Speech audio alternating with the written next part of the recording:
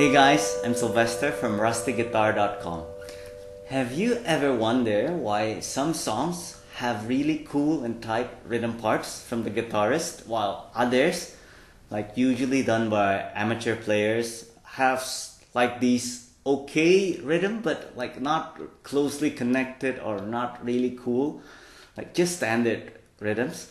Well, it's because the tight and really neat, cool rhythms all follow and play along with the drum parts of the song.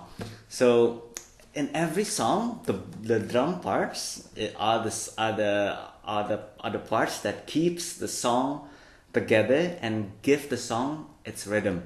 So by playing along with the drum parts, we guitarists can tap into and like complement and embellish the song even more by it. Whereas if we only play the rhythms we know on a song without paying attention to the beat of to the pattern of the song, to the drum pattern of the song, well, it doesn't connects closely to the song. So you can sound right because you play the right chords, but you don't sound tight and closely connected to the song. So how to be able to play along with the drums beat to the drums pattern of a song? First of all, put down the guitar and just try to hear the song. So play your favorite song, the song you wanna learn, and tap your foot along with the beat of the song, like 1, 2, 3, 4, just the beat, 2, 3, 4, and then listen closely to the drums in the song, and in particular the bass drum and the snare drum. So like the drum has like hi-hat, bass, snare, like all parts, but just pay close attention to the bass part, to the bass drum and the snare drum, and try to imitate them with your mouth while tapping your foot. So like tick tack tick tick tack tick tack tick tick tack, like so. Try to imitate them with your mouth.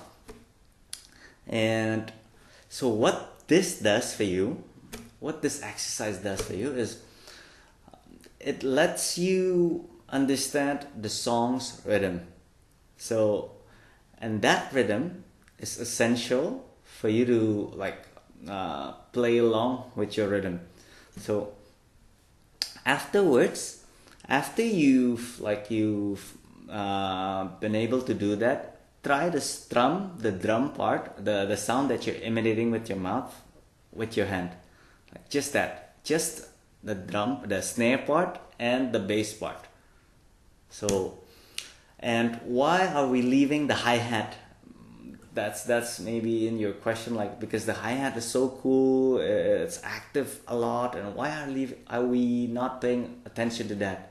Because the hi-hat is cool, it's fun, but it's not the really basic part that makes out the song's beat. In my understanding, like drummers or drum parts usually use the hi-hat to fill in the gap and make things more interesting for the song, but on a later stage. But like that's on a second stage after you figure out the bass, the backbone of the snare and the bass.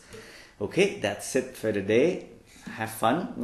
Try to imitate several songs that you know or the songs you're paying attention to, and see how does this help you to recognize the beat. This example is part of an article I made for how to play any song on the guitar for beginner guitarists. So it's a lesson step by step, a comprehensive one, which guides you through from zero to being able to play the song on a guitar for those of you beginning to play guitar. So it's loaded with many examples, like video examples, like this one. So while I'm explaining a concept. I'd like to clarify it with a video so you can actually see like what do I mean by that concept. So if you'd like to see learn how to play any songs, check it out at rustyguitar.com/lessons, and write down your thoughts in the comment below, and don't forget to subscribe to this channel and push the bell notification for updates on new videos. So that's it. Have a fun browsing YouTube session and have fun playing with guitar.